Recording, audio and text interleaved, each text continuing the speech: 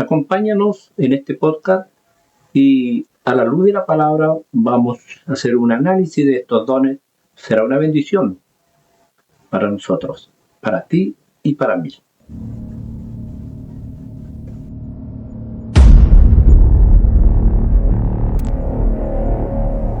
¿Cómo están mis amados hermanos y amigos que nos siguen a través de las redes? Con el deseo de conocer más acerca del desarrollo de los dones, cuál es su propósito y cómo funcionan. Lo último que vimos y analizamos fue el don de sanidad. Mucha gente se está quejando por ahí, que está mal, que se siente probado por Dios, porque tiene una enfermedad. Usted le pregunta, ¿cómo está mi hermano? Mal, porque parece que estoy siendo probado por Dios. La palabra de Dios nos dice, hablando de hombres humanos, ¿qué hombre siendo malo, si su hijo le pide pan, le dará una piedra? Y si le pide pescado o un huevo, le dará un escorpión. Si ese hombre malo sabe dar buena dádiva, ¿cuánto más Dios? ¿Usted cree que Dios quiere tenernos enfermos para probar que nos ama? ¿Qué padre para probar que su hijo lo ama le pondría una inyección de SIDA? ¿Verdad que no?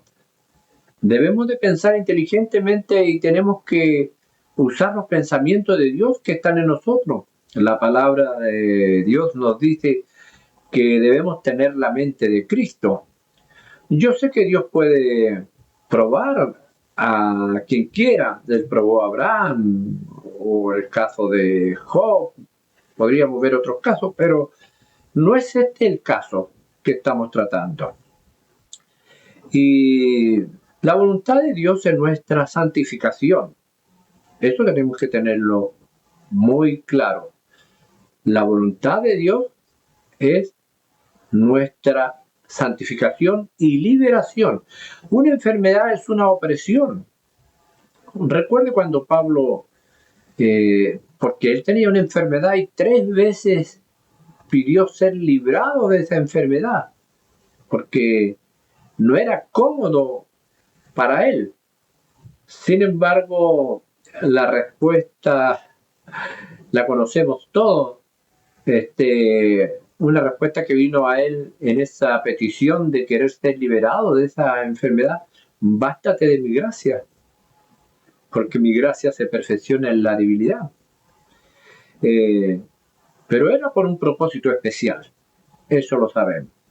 Dios quiere que seamos irreprensibles y libres de, por decir, libre en alma, cuerpo y espíritu. Pero realmente queremos que vuestro gozo sea completo. Debemos tener mucho cuidado también en el ejercicio de este don. Muchas cosas que he visto, por muchas cosas que he pasado, los que ministran y los que son ministrados. Le hablo esto por la experiencia que tengo en el Evangelio toda una vida. Ya tengo 70 años. Es la imposición de manos, gente sin preparación. Yo no quiero ofender, pero yo vengo del sur, de la zona minera del sur de Chile. Cualquier persona a la hora de la última oración, que era la hora de colocar las manos sobre los enfermos, sin tener noción de lo que estaba haciendo y a lo que se enfrenta, hacía y deshacía. Así que yo le hago el encargo a los que son señalados verdaderamente para llevar a cargo este trabajo, y a los hermanos de la congregación, a poner, los que van a poner manos sobre los enfermos, tener mucho cuidado en los que ministran y los que son ministrados. Debe ser con decencia, con educación. Y también la palabra de Dios dice, no pongas manos con ligereza ni participes en pecado ajeno. He visto como muchos hermanos por cualquier enfermedad imponiendo manos, los manosean, los chasconean de una manera terrible, pensando que por la presión que ejercen sobre la cabeza y sacudirlo y golpearlo, la persona sanará. Debe ser con decencia y con educación. Entre hermanos y hermanas al tocar los cuerpos y las partes. Deben tener precauciones. El hombre de Dios, el creyente de Dios, cada vez que se va, si el varón va a ungir a un hermano, está bien.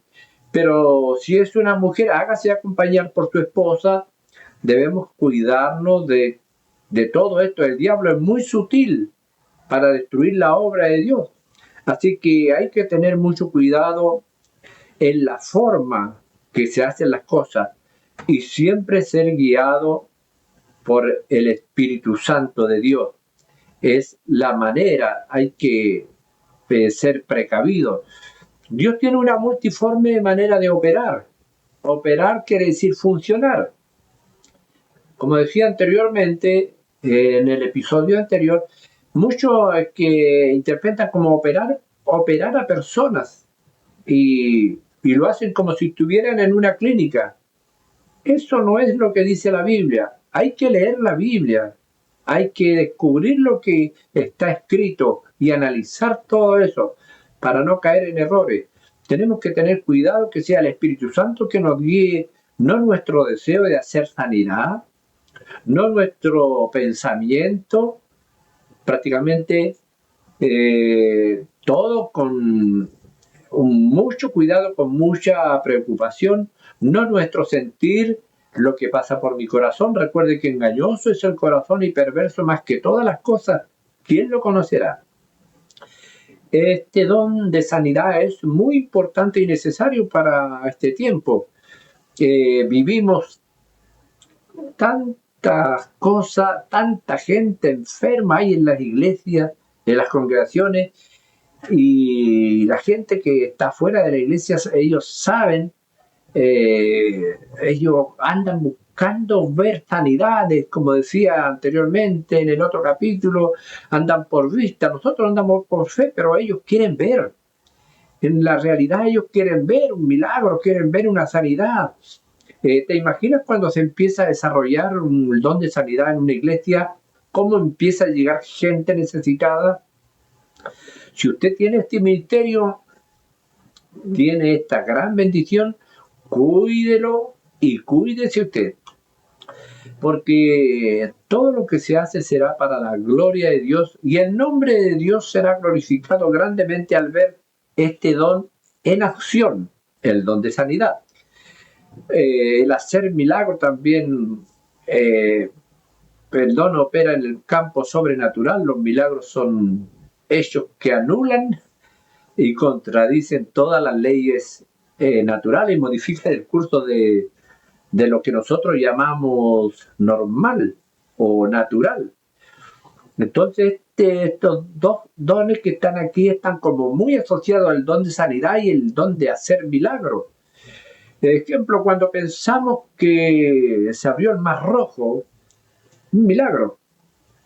Cuando pensamos que en el altar que levantó Elías cayó fuego del cielo, la roca donde brotó agua, los 3 jóvenes que salieron ilesos del horno de fuego.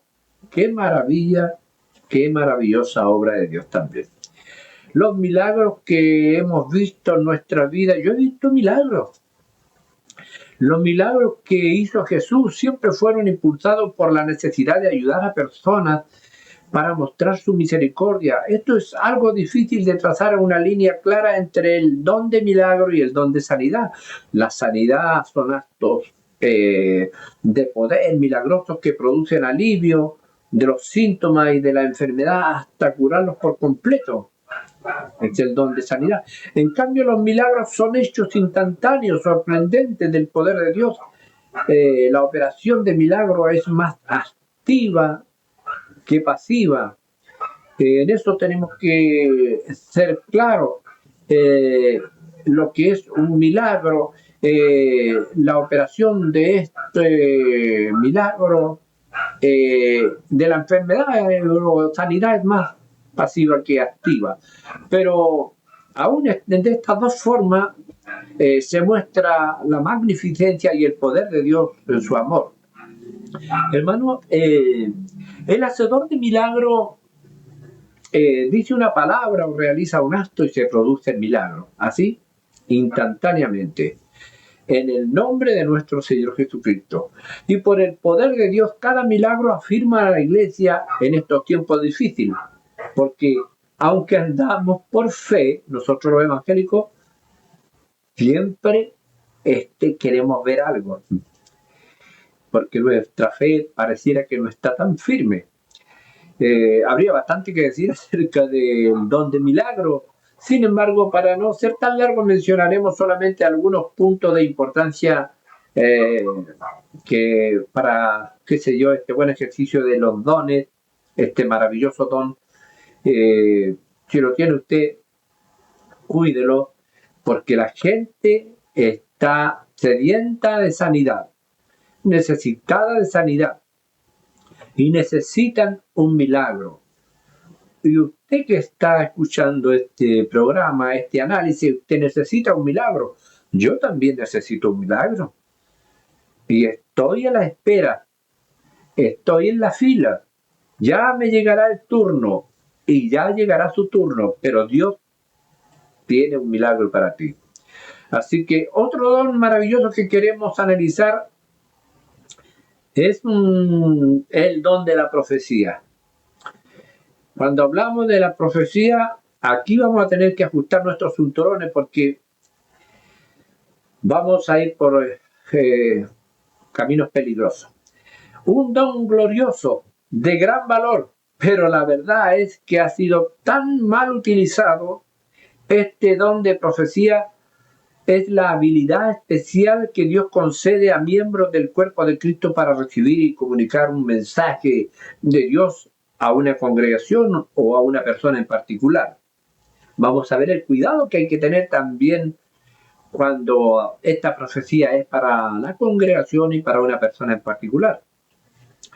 ¿Cuál es el propósito en el sentido más específico? Si hablamos de la profecía, este don cubre áreas como de anunciar, predecir, aconsejar a su contemporáneo, especialmente a los que andan debilitados, cojeando, o como decimos por acá en Chile, descarriados, dicen en algunas partes, descarrilados.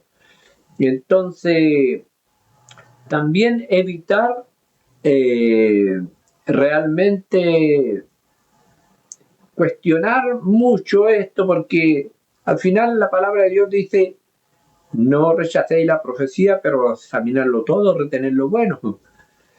Y la profecía también tiene el sentido, el profeta, de invitar a volver a Dios a la gente, a los cristianos, a los evangélicos, a veces que están dentro de la iglesia, que a veces la rutina los ha envuelto, invitarlos a recordarle los actos liberadores que Dios hizo en nuestro favor, los milagros, las sanidades, todo lo que ha hecho. El profeta tiene también esa autoridad de convocar, de recordar esas cosas que Dios ha hecho para que nosotros tengamos conciencia de todo eso. También invitar a Dios recordándole cómo lo hizo en el tiempo antiguo, recordando los actos liberadores que Dios hizo con su pueblo en el Antiguo Testamento, sacándolos del desierto.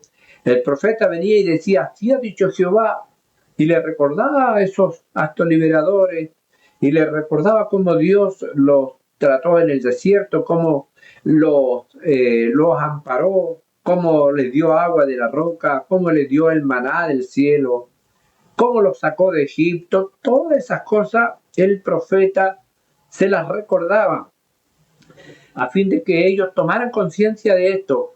Este don está ligado a ciertos hombres, o por decir, no está ligado a ciertos hombres, sino que es un cumplimiento de la promesa. Aunque algunos se lo acreditan que no, yo soy profeta, yo. Dios lo da a quien lo pida.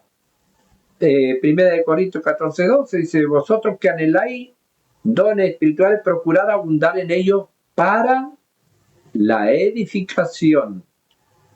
Eso es lo importante. Para la edificación. Quiero repetir esto porque que hay leyes que nosotros no podemos transar. Y todos anhelamos estas cosas, todos anhelamos lo mejor. Y más cuando hay liderazgo dentro de la iglesia, su anhelo debe ser que la iglesia crezca, madure, se fortalezca, que la iglesia prospere. Así que para ellos también habría que recordar lo que dice la palabra de Dios, que dice: vosotros que anheláis dones espirituales, procurad abundar en ellos para edificación de la iglesia. ¿No crees que pedir que Dios te dé un don como este, Dios te escuche y te conceda ese don? Y que la iglesia va a ser edificada tremendamente a través de este don. Proverbios 29, ¿sabe lo que dice? Donde no hay profecía, el pueblo se desbanda. Vamos a ver lo que dice la palabra de Dios y lo que nos enseña, que podéis profetizar todos uno por uno para que aprendan. Hay gente que nos puede decir, pero ¿cómo vamos a hacer eso, hermano? ¿Se puede hacer eso en la iglesia? ¿Empezar a practicar? Así lo dice la Biblia. Yo le creo a la Biblia. Se puede empezar a practicar para aprender. Claro, claro que sí. Si ha recibido el don este precioso de Dios, practícalo de la manera que la palabra lo instruye. Si no tienes buenos instructores, será uno de tantos profetas del desastre y del terror. Te lo digo así sin anestesia. Lo dice la palabra de Dios. No olvides que Eliseo tenía escuela de profetas. Él lo enseñaba, lo adiestraba. Nosotros tenemos que adiestrar a nuestros profetas, enseñarlos por la palabra, que ellos aprendan que hay una distinción y es un don especial el de la profecía. Claro que sí vamos a enseñar a los profetas que se dejen enseñar, porque quiero decirle que la mayoría de los profetas que ejercen este ministerio en cualquier lugar no son enseñables. No quieren que se les diga que esto aquí, que esto allá. No ponen atención, no están ni ahí, como decimos acá. El don de profecía, el ministerio de profeta, son cosas diferentes.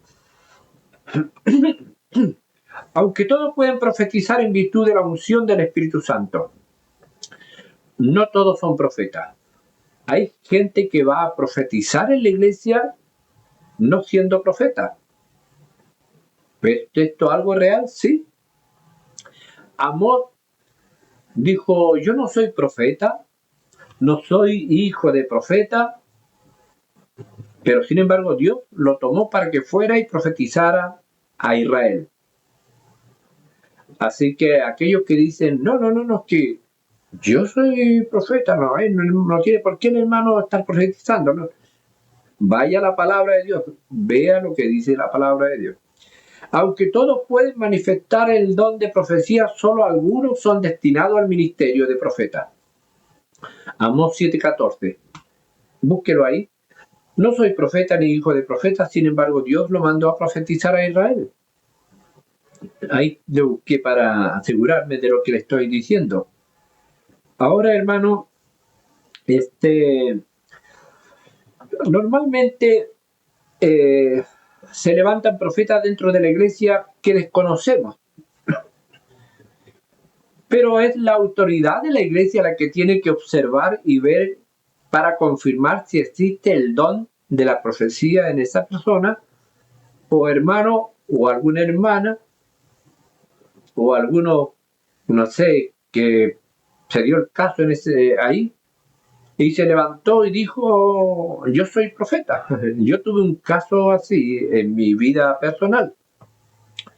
Estando pastoreando en la iglesia por muchos años, se levantó una hermana y dijo: aquí yo soy la profeta de Dios. Ah, le dije yo: sí, que mire, ¿qué cosa? No, yo soy el pastor de esta iglesia. En que yo sepa, usted no es profeta en este lugar.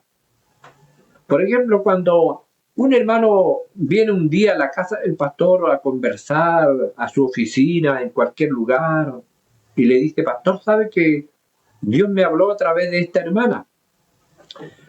Y pasado algunos días, sucedió tal como me lo dijo. Todo lo que esa hermana me dijo se cumplió, como decimos nosotros, al pie de la letra. Una tremenda bendición. Para la gloria de Dios, el pastor apunta en una libretita que tiene, o en su memoria, en su mente, en su corazón, no sé cómo lo hará, y ahí queda eso grabado en el pastor. Otro día vino un hermano para contarle: pastor, mi familia ha sido restaurada, mi vida, mi hogar, y Dios usó a esa hermana. Y el pastor medita en eso. Y un día en una reunión cualquiera, el pastor dice: hermano, vamos a ponernos en pies y vamos a orar. Vamos a dar gracias a Dios porque Dios ha levantado profeta en medio nuestro. Y entonces, ¿qué tenemos ahí? Se ora y tenemos un agradecimiento a Dios, una gratitud, porque hay una profeta con testimonio que está edificando la iglesia. Son la forma de hacerlo. Yo le digo que pocas iglesias lo hacen, pero así es. Este es el propósito de la profecía. La profecía siempre debe glorificar a Jesucristo, debe edificar, consolar y exhortar a los miembros del cuerpo de Cristo. De acuerdo con cuando uno lee la Biblia, la primera de Corintios 12, hay que ayudar a los creyentes a través de toda esta manifestación gloriosa, si es que tiene la manifestación de profecía, orientarlos, los líderes, y decirle: esta es la forma que dice la Biblia, cómo debe llevar a cabo ese glorioso don que Dios ha puesto en usted. La profecía no es equivalente a la escritura, por supuesto, porque son palabras específicas para una congregación o personas específicas, para un tiempo especial. En cambio, la escritura o palabra de Dios es superior, es la profecía mayor. Entonces, la profeta mayor le llamamos siempre, y es para todos los creyentes, es para todo momento, en todo tiempo. La mayor bendición de la palabra de Dios: un profeta jamás dirá algo nuevo o distinto a lo que está escrito, sino que cada vez confirmará su palabra. Recuerde lo que dice el predicador, al que le llamamos predicador, a Salomón: no hay nada nuevo bajo el sol. Todo lo que fue es, y todo lo que es será, y no hay nada nuevo bajo el sol. Y el amor debe siempre ser la motivación para ejercer el don o ministerio de la profecía. El apóstol Pablo lo enseña y encarga también: el profeta no debe apresurarse a entregar el mensaje, sino que debe esperar el momento adecuado para entregarlo. Siempre el apóstol nos encarga: es bueno que anhelen dones, pero busquen los dones que edifiquen a la iglesia y que sean de bendición a todos, no solamente para uno, porque hay don que se va a edificar uno mismo, nada más. Pero la idea es edificar la iglesia, que todos sean bendecidos. Debemos recordar que el espíritu de los profetas se sujeta al profeta. He escuchado a personas que decir así: es que cuando yo estaba tomada por el Espíritu Santo no sabía lo que hacía. Eso es falso. Totalmente. A la luz de la Escritura, eso es falso. No venga con esas cosas porque la palabra de Dios dice que el espíritu de los profetas se sujeta al profeta. El profeta debe saber exactamente lo que tiene que hacer y lo que tiene que decir. Yo le creo a la palabra de Dios. Así lo dice la palabra de Dios. Sea quien sea que profetice, debe tener un buen control de sí mismo. Debe ser ubicado en el don que Dios le asignó. Y debe ser sabio en el momento de entregar el mensaje a los hermanos, a él o a ella o a las personas. Hermano, no puede el profeta entregar un mensaje en público cuando es para una persona en particular. Eso debe tenerlo muy presente. Y menos hacerlo en voz alta. ¿Ha estado usted en una congregación cuando el profeta le entrega una profecía a un hermano y a grito pelado todos se enteran? Eso está fuera de orden, no debe hacerse, no se debe permitir. Entonces, la congregación no tiene por qué enterarse del mensaje que es para esa persona. Imagínense un mensaje extraño de repente de una infidelidad.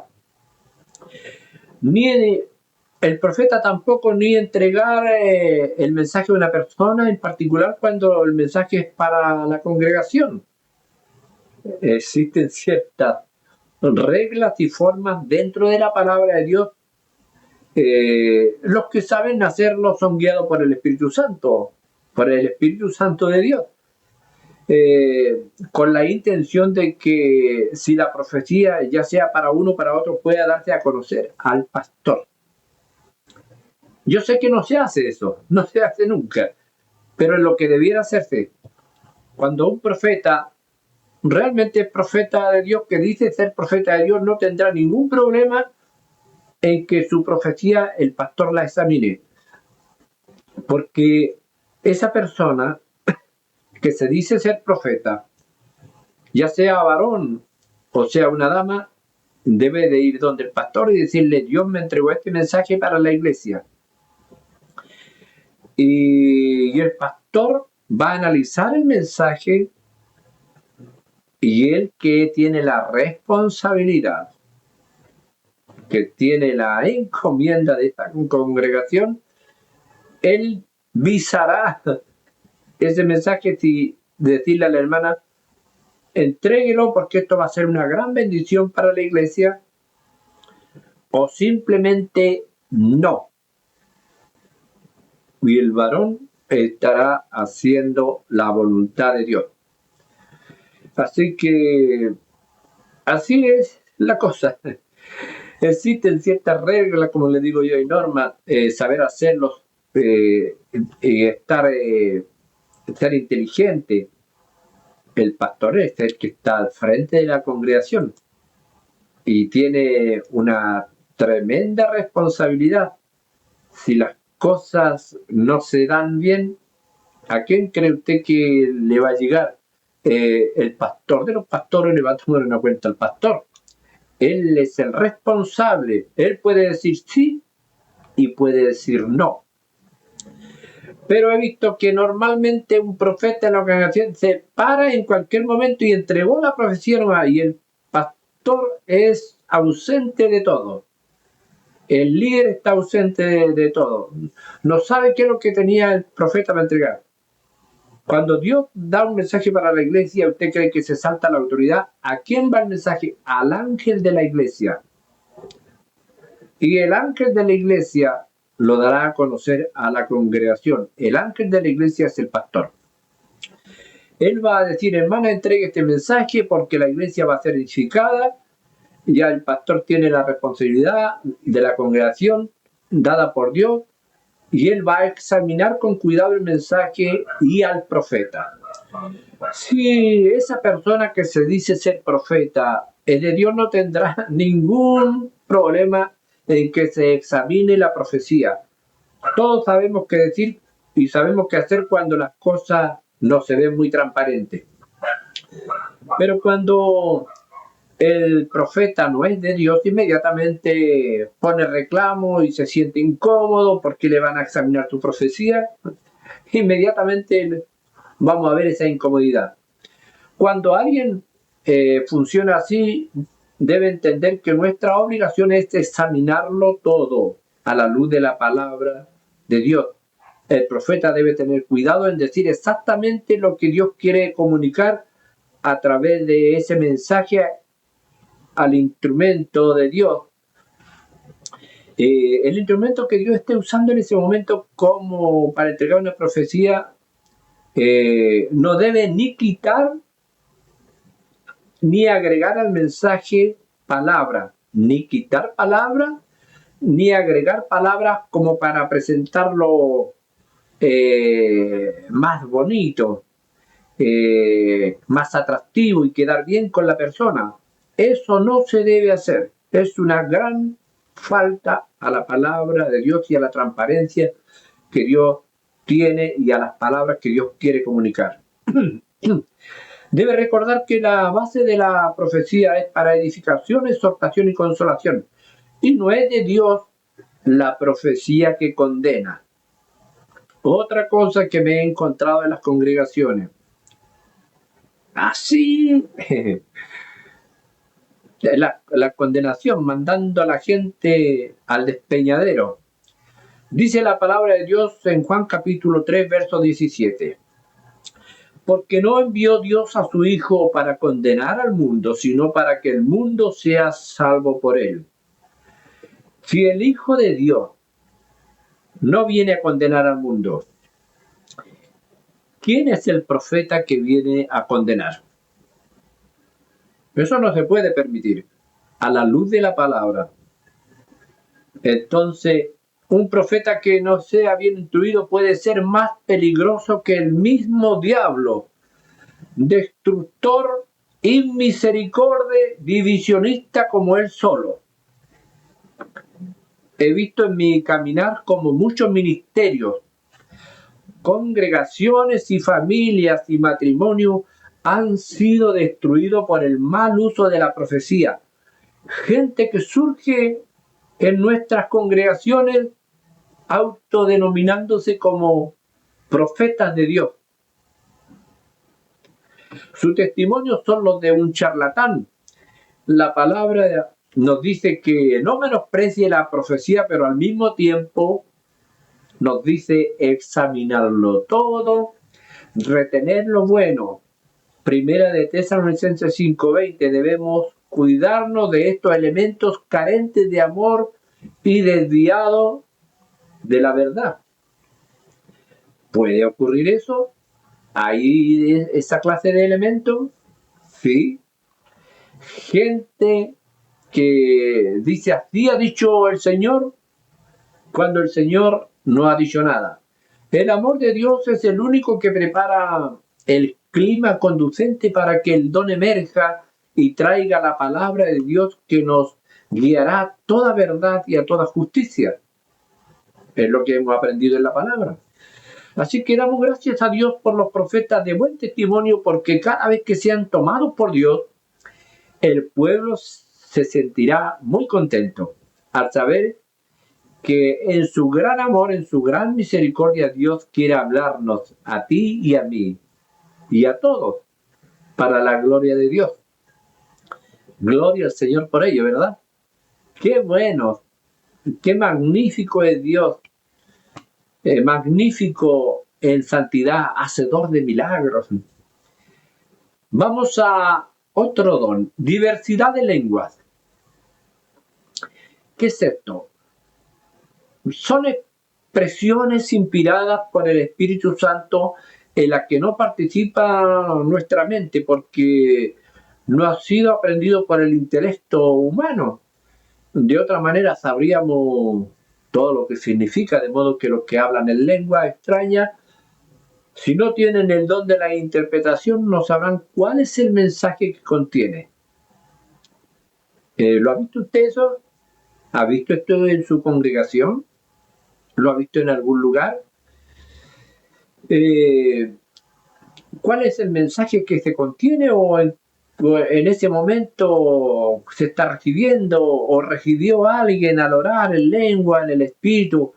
Es una de las señales que sucede cuando un cristiano nace de nuevo. Una de las señales. Algunos dicen que es la única señal haber sido bautizado por el Espíritu Santo. No, es una de varias señales. Así que hay que ir a la palabra de Dios y ver, verificar. Entonces, ¿qué sucede cuando un cristiano nace de nuevo o es bautizado? Fue lleno del Espíritu Santo. No significa necesariamente que cada vez que hable en lengua está lleno del Espíritu Santo. Lo digo porque he observado a través de los años en congregaciones que hay gente que no tiene frutos ni testimonio, pero en algún momento sale a danzar y habla en otras lenguas. Sin embargo, no hay nadie que pueda retenerlo. Todo lo que se puede hacer en ese momento, según los líderes, es quedar como en silencio. Nadie se atreve a pararlo a esos elementos. Entonces no tienen testimonio, no tienen fruto, pero ellos dicen ser importantes dentro de la congregación. Y el don de lengua puede tenerlo si usted lo desea solo con pedirlo. Ya le decía anteriormente, o como la sabiduría, tiene falta de sabiduría, pídela que Dios da abundantemente y sin reproche. Los que anhelan estos dones pueden pedirlo, pero el que habla en lengua, si no tiene interpretación, no edifica la iglesia. De acuerdo con la Biblia, solo se edifica a sí mismo. Volvemos a lo personal. Si yo tengo el don de lengua y hablo en lengua, solamente yo me voy a edificar. ¿Y qué es lo que Dios quiere? ¿Que yo me edifique a mí mismo o que edifique a toda la iglesia? A toda la iglesia. Eso es lo importante. Entonces, así que en tal caso, debe hacerlo, si una persona no tiene interpretación de la lengua que está hablando, hágalo en silencio, para él solo, porque es para su propio bien, pero no está ayudando en nada a la congregación. Tenemos tres diferentes manifestaciones de hablar en lengua distintas. En primer lugar, donde el que habla no entiende lo que dice o es comprendido por alguno que se encuentra entre los presentes. Eso tenemos que tener cuidado de eso, porque a veces la gente habla en lengua y cree que todo está bien y que balbucea cosas y que no hay problema porque al final nadie lo entiende. Pero a veces dentro de la congregación Dios toma a otra persona que está por allá y que entiende perfectamente lo que se está diciendo. Lo que se está hablando en lengua, él lo entiende y lo puede hacer notar a la congregación. Y esto está de acuerdo con Hechos 2:8. Usted lo puede encontrar de ahí. De repente hay alguien que habla en lengua, pero otro está sentado ahí en la banca. Dios le da la interpretación, le da testimonio. Y él puede pararse en algún momento y decirle, hermano, lo que está Dios diciendo es esto, y empezar a relatar lo que Dios está diciendo. El uso en privado que no se puede entender, no necesita necesariamente ser interpretado.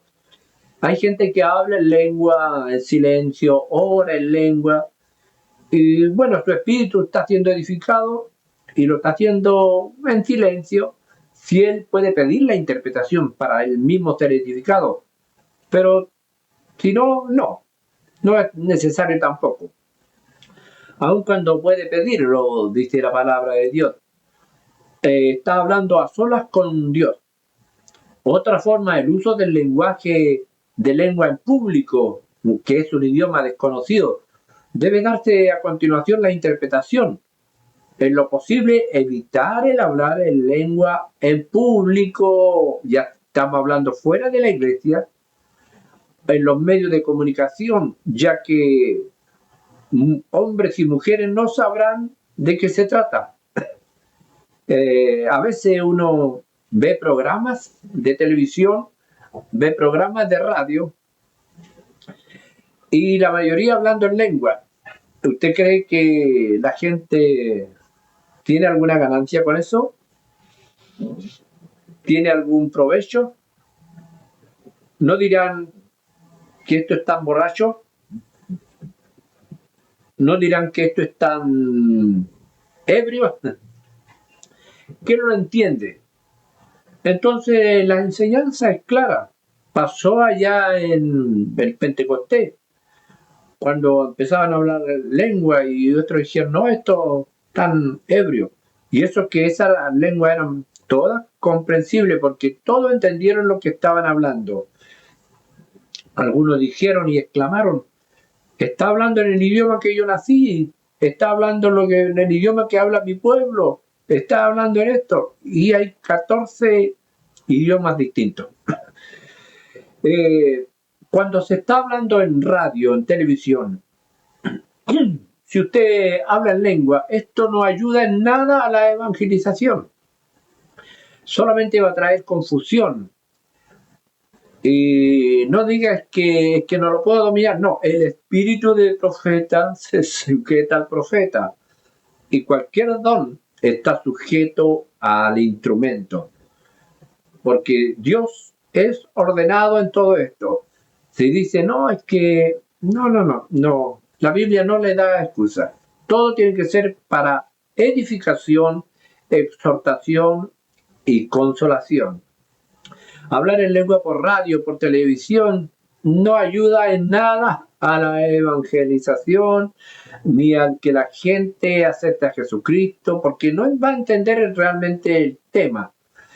No tiene sentido en tal ocasión. ¿Cuál es el propósito cuando la lengua no es entendida por el que habla en medio de una congregación? Pero sí por alguien que está entre ellos, que tiene el don de la interpretación.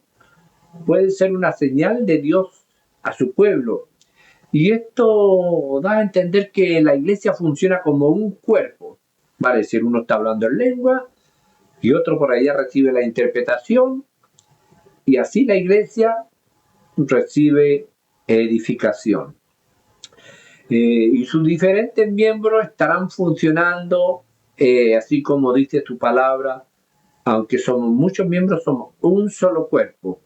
Funciona la lengua, funciona la interpretación. Así otro estará más al fondo por allá alabando a Dios en lengua, usando el idioma del amor, porque realmente, hermano, cuando se agotan nuestras palabras y ya son inadecuadas, surge este idioma del Espíritu. Y usted puede seguir orando o alabando a Dios en lengua, pero hágalo para usted solito, usted va a ser edificado, al menos que sea un mensaje para la iglesia o para alguien en particular. Así los creyentes, viendo todo esto, magnifican a Dios porque a veces nuestras palabras son insuficientes para decir o dar gracias por todo lo que Dios ha hecho en nuestras vidas. Es interesante entonces dar gracias al Señor a través de este idioma del Espíritu que Dios nos da. Finalmente, las lenguas extrañas son idiomas para oración que un hombre no puede entender si no le es dado por Dios. Así que, amado, también puede usarse para oración de intercesión. El Espíritu Santo nos ayuda en nuestras debilidades. ¿Qué hemos de pedir? No lo sabemos. Pero el Espíritu nos ayuda en nuestras debilidades porque el mismo Espíritu intercede por nosotros, dice, con gemidos indecibles. Así lo dice la palabra de Dios. Si dice la palabra de Dios así, es porque así es. Romanos 8:26 nos dice esto. Cuando en una reunión se levanta un hermano que habla lengua extraña y no hay intérprete, el líder o pastor no debe permitir que continúe porque no está edificando a la iglesia, sino la está distrayendo. Y la congregación está yendo por el otro lado. Y el deber de la congregación es estar pidiendo en su corazón que Dios levante un intérprete. Porque todos a veces queremos conocer qué Dios quiere hablarnos. Pero si alguien habla en lengua y sigue hablando en lengua y no hay quien interprete, esa persona debe ser instruida en sentarse y guardar silencio. Simplemente así. Es lo que dice la Biblia. Todos quisiéramos conocer a veces lo que quisiéramos que Dios nos hablara, pero también queremos ser edificados y queremos que Dios nos edifique en amor. Finalmente, al considerar el don de la interpretación, tenemos que ver que como que la profecía está ligada con la interpretación, el hablar en lengua con la interpretación. Porque si alguien habla en lengua y no hay interpretación, simplemente no hay edificación. Eso es así. Entonces, el don de la interpretación, diremos que es un don de la revelación sobrenatural dada por Dios, por el Espíritu Santo, que nos permite conocer el sentido y el contexto del mensaje que originalmente escuchamos en un lenguaje que no entendemos, un lenguaje desconocido. Podemos decir que el que posee el don de la lengua depende del que posee el don de la interpretación, a no ser que el mismo tenga la interpretación. Si no es así, si esta segunda fase del mensaje no es interpretada, habrá resultado en vano. Y aparte de resultar en vano, ha desviado el curso y la atención prestada a esta manifestación. Primera de Corintios 14, 19 dice, la Biblia dice por boca de Pablo, nos dice, pero en la iglesia, pero en la congregación, pero entre los hermanos prefiero hablar 5 palabras con entendimiento para enseñar también a otro que 10.000, escuche, que 10.000 palabras en lengua desconocida que no van a enseñar a nadie, no van a edificar a nadie, no van a exhortar a nadie porque no se entiende. Ahora usted y yo debemos entender esto. Usted que es parte de una congregación, usted que es un líder, no permita que cuando hay alguien que esté hablando en lengua y habla y no hay interpretación, hay que decirle, vaya, póngase al lado, háblale al oído, vaya a sentarse y en silencio. Pero ¿quién lo hace? Ese es el tema. Ahora tenemos que entender que el don de la interpretación de lengua no es ejecutado por el conocimiento o del intérprete. No, no es algo del intelecto, sino por la mente del espíritu.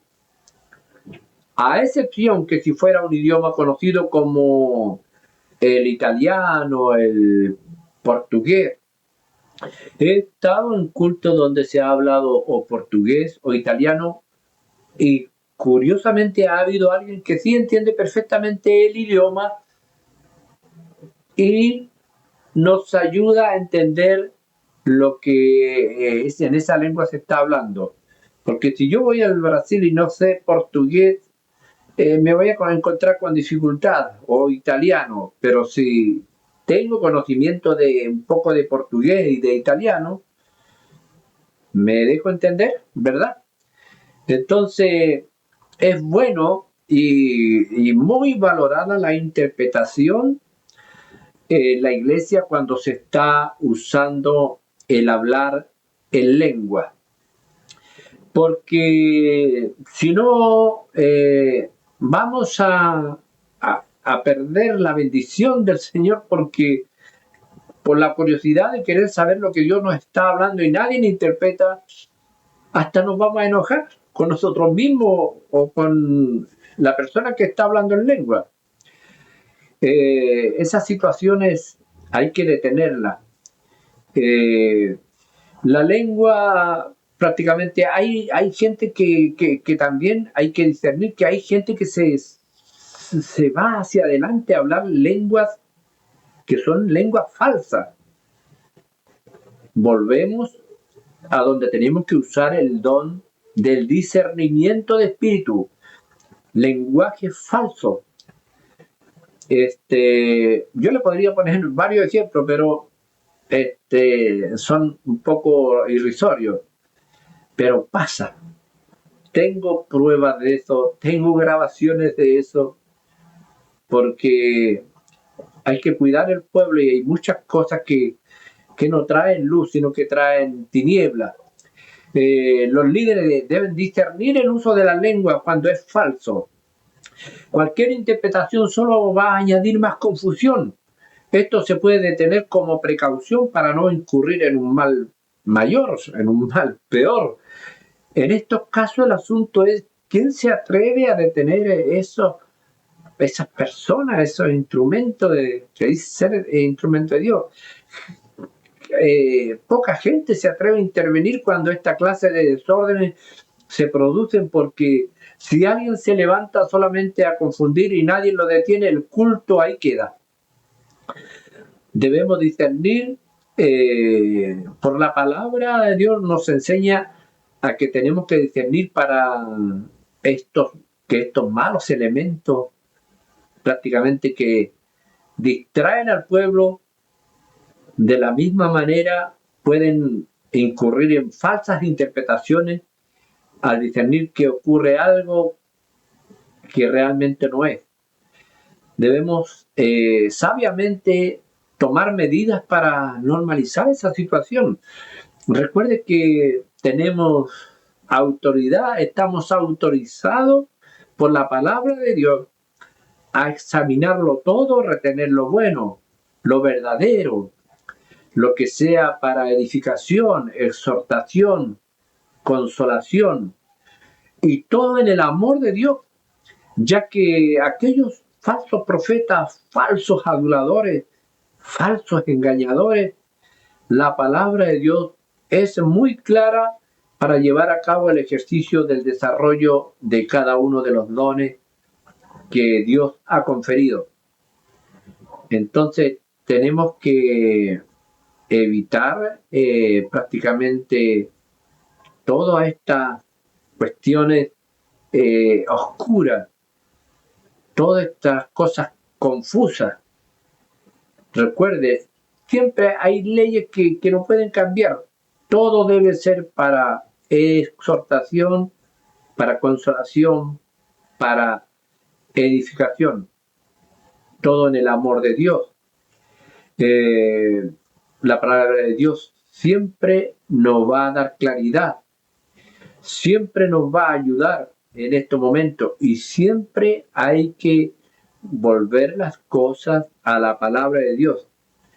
Podemos tener la sabiduría, la inteligencia para que nuestros cultos sean gloriosos y el enemigo no tenga nada que ver ahí, sino que todo lo que se haga dentro de la iglesia nos traiga gozo, alegría, edificación a nuestras vidas, exhortación, consolación de todo lo que nos congregamos delante de Dios, de los que nos congregamos en el lugar que Dios nos ha asignado, ser un aporte de bendición, glorificar el nombre de Dios con lo que Dios nos ha dado. Si tú cantas, cantas para Dios. Si tú tocas un instrumento, lo haces para Dios. Y todo lo edificamos con todo lo que Dios ha puesto en nuestras manos y en nuestro corazón. Todo sea para la gloria de Dios. A Él damos todo honor, toda gloria, toda alabanza, desde ahora y hasta la eternidad. Que Dios te bendiga, mi hermano. Dios te bendiga, mi amigo. Dios te bendiga, iglesia. Dios les continúe bendiciendo. Espero que este episodio haya sido útil para usted. Si tiene alguna duda, déjeme su comentario y no olvide seguirme en las redes sociales. Bendiciones.